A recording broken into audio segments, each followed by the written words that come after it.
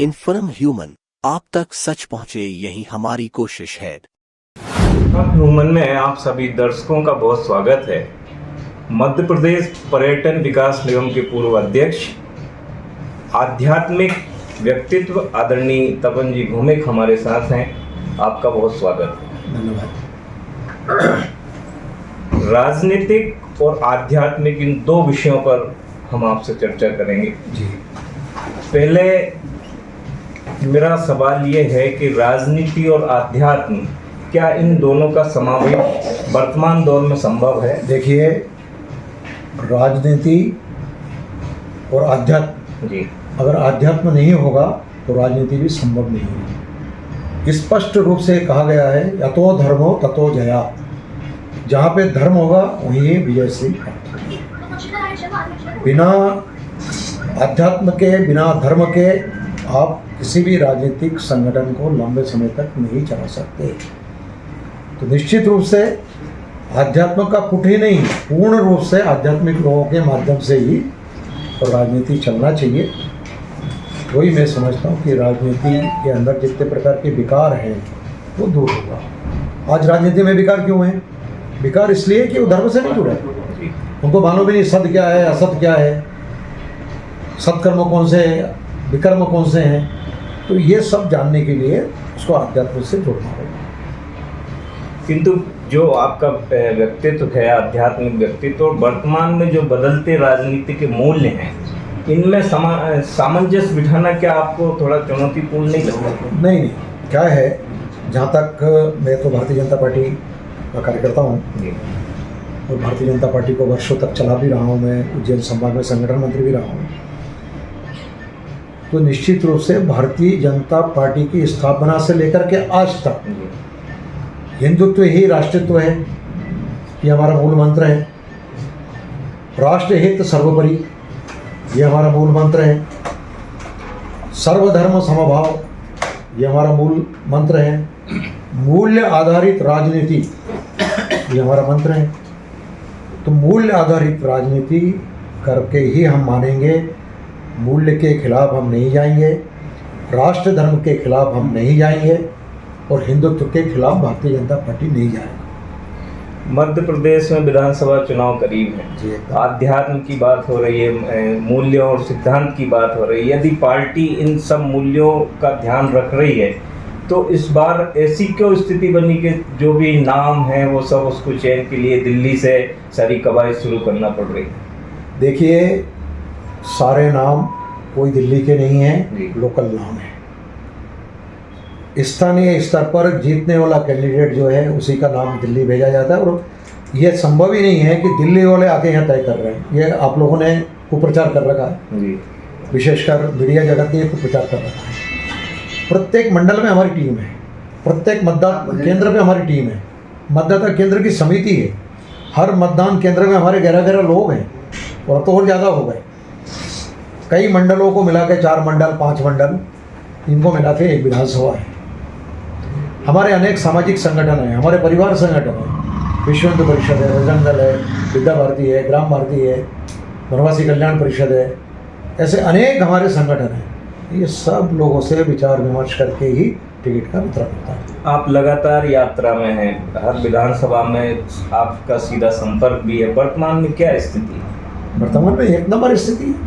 मध्य प्रदेश में तो भारतीय जनता पार्टी को ये कांग्रेस तो नहीं हरा सकती, तो दूसरी कांग्रेस उतरे कहीं से तो हो सकता है, लेकिन ये कांग्रेस वर्तमान में जो मध्य प्रदेश या देश में है वो भारतीय जनता पार्टी को हराना तो बहुत मुश्किल है, टक्कर भी नहीं दे पाएगी। लेकिन आम लोगों के बीच से तो कई बार इस तरह की प्रतिक्रियाएं भी आती हैं कि भारतीय जनता पार्टी में घोषणाएं ज़्यादा हो रही हैं, घोषणाओं की स्थिति। मुझे आप एक चीज़ बताइए, भारतीय जनता पार्टी ने जो घोषणाएं की, कौन सी घोषणा है जो पूर्ण नहीं हुआ, या कौन सी घोषणा है केवल कहने से नहीं होगा, ये तो घोषणा करता है। अरे घोषणा जो करते हैं उसको करते हैं ना। अभी उदाहरण के लिए मुख्यमंत्री जी ने घोषणा की लाडली बहना, चालू हुआ कि नहीं? संपूर्ण मध्य प्रदेश में 1,27,00,000 बहनों के घर के खाते में पैसे गए कि नहीं? जाके पूछ लो कि भैया तेरे घर में खाते में पैसा है कि नहीं। आया।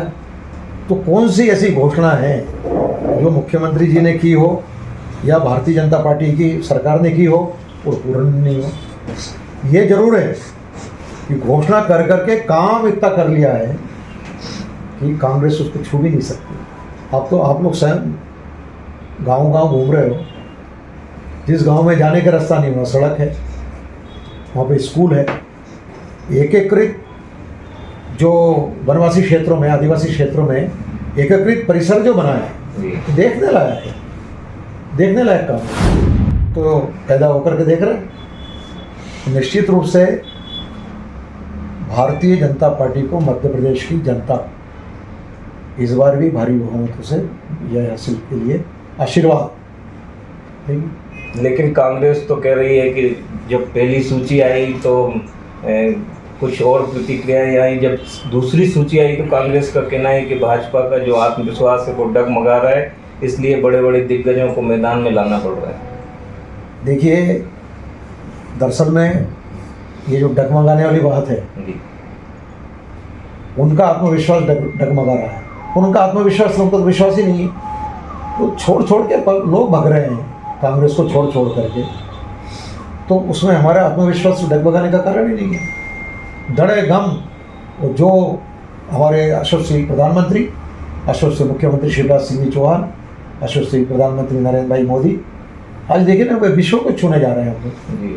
कहाँ थे और कहाँ पहुँच गए, ये उनको भी मालूम है, उनको भी मालूम है कि कहाँ थे और कहाँ पहुँच गए, और वो बोलेंगे नहीं, और हम बोलेंगे। अगर हमने कुछ किया, अगर भारतीय जनता पार्टी ने मध्य प्रदेश की जनता के लिए कुछ किया, प्रति व्यक्ति आमदनी 7,000 से लेकर 7,552 रुपये से लेकर के 68,000 रुपये प्रति व्यक्ति आमदनी प्रति वर्ष बढ़ा है। और हमारे मुख्यमंत्री जी ने ये घोषणा भी की है कि हम इस आमदनी को पर मंथ 10,000 रुपये तक प्रति व्यक्ति ले जाएंगे, जो अपने आप में गुजरात, हरियाणा, दिल्ली इससे भी बढ़कर के होगा। तो जो बोल रहे हैं वो कर रहे हैं, उसको आप, मैं तो चैलेंज के साथ कहता हूँ कि आप एक घोषणा बता दीजिए कि मुख्यमंत्री जी ने बोला वो किया नहीं, तो हम कहेंगे कि हाँ, आज भी नहीं, कल मुख्यमंत्री जी ने कहा कि लोग मेरे को घोषणावीर बोलते हैं, एकदम घोषणावीर है। घोषणावीर मतलब घोषणा करेंगे भी और उसका पूरा भी करेंगे। चैलेंज है ये, तो मेरा चैलेंज है कि आप कहीं पे भी जाके ये फलानी घोषणा करिए आपने और वो पूरा नहीं करा। लेकिन ये जो सवाल है वो अभी भी अस्पष्ट है, उसका जवाब जो जनता जानना चाहती है जी, बतौर एक वरिष्ठ आप संगठन में हैं जी, कि ये जो दिग्गजों को मैदान में लाया गया उसके पीछे की क्या रणनीति? देखिए, ऐसा है, भारतीय जनता पार्टी में दिग्गज जो है, ये कोई दिग्गज उग्गज नहीं होता है। ये दिग्गज जो है वो मीडिया का शब्द है, गज और दिग्गज। ये महाभारत में रहते पहले गज, उसके ऊपर दिग्गज। तो यहाँ कोई दिग्गज नहीं है, ये सारे भारतीय जनता पार्टी के कार्यकर्ता हैं, पुराने लोग हैं, अच्छे लोग हैं। इसके पहले भी कई सांसद विधायक का चुनाव लड़े, रामपाल सिंह जी चुनाव लड़े, गौरीशंकर जी चुनाव लड़े। तो सांसद ने अगर विधायक का चुनाव लड़ लिया तो इसमें कोई बड़ा अपराध नहीं हो गया। और ऐसा भी नहीं कि हम हारने के डर से जो है इनको उतार रहे हैं।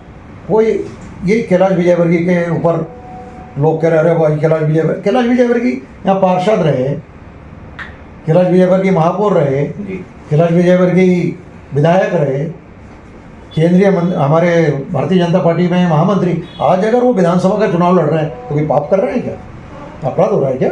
लेकिन उनने तो कहा था कि मेरी इच्छा नहीं थी। नहीं, देखिए, ऐसा है, पार्टी की इच्छा ही सर्वोपरि है। उन्होंने कहा होगा, मुझे मालूम नहीं कहा कि नहीं कहा, लेकिन आप अगर कह रहे हैं कि हाँ कहा, उसको मैं मान भी लूँ, तो क्या चुनाव नहीं लड़ रहा है? क्या लड़ रहा है। हमारे यहाँ मुख्यमंत्री से लेकर के एक वार्ड का सदस्य, सबको हम एक ही शब्द है उनके लिए, वो है कार्यकर्ता। ये कार्यकर्ता भाव हमारे अंदर है तो चुनाव जीतेंगे। मेरा एक आखिरी सवाल है जी, आप लगातार सक्रिय हैं कई वर्षों से, राजनीतिक, आध्यात्मिक, आपकी अपेक्षाएं कभी खुल के नहीं आती? आपका मन, आपका भाव? अरे हमारी तो इतनी बड़ी अपेक्षा है कि कुछ पूछिए मत। व्यक्तिगत तौर पर बात, एक ही अपेक्षा है जी कि भारत हिंदू राष्ट्र बने और भारत को यश मिले मध्य प्रदेश को यश मिले। इसके लिए मैं अकेला काम नहीं कर रहा हूँ। मेरे जैसे संपूर्ण भारत के अंदर 7,755 कार्यकर्ता जो समय के प्रचारक हैं, जिन्होंने संपूर्ण जीवन दे दिया। आप लोग पहचानते भी नहीं उनको। मैं तो राजनीति में होने के कारण आप पहचानते हो, पर कई लोग हैं जो राजनीति में नहीं है पर काम कर रहे हैं। तो हम लोग उन लोगों में से हैं जो हमेशा भारत का यश, मध्य प्रदेश का यश, इसको देखना पसंद करते हैं। बड़ा बड़ा विज़न है हम लोगों के सामने। ये विधायक, सांसद लड़ना, चुनाव लड़ना और उसमें विजय होना सब अलग बात है, लेकिन कुल मिला के हमारा जो विज़न है, लक्ष्य जो है, गोल जो है, बहुत बड़ा गोल है। उसके लिए पंडित दीनदयाल जी उपाध्याय से लेकर आज तक संघर्ष कर ही रहे हैं और आगे भी करते रहेंगे। बहुत अद्भुत लक्ष्य है और निश्चित तौर से इस पर हम विस्तार से कभी एक बार फिर आपसे चर्चा करेंगे। आज आपने हमें समय दिया, बहुत धन्यवाद। जी धन्यवाद।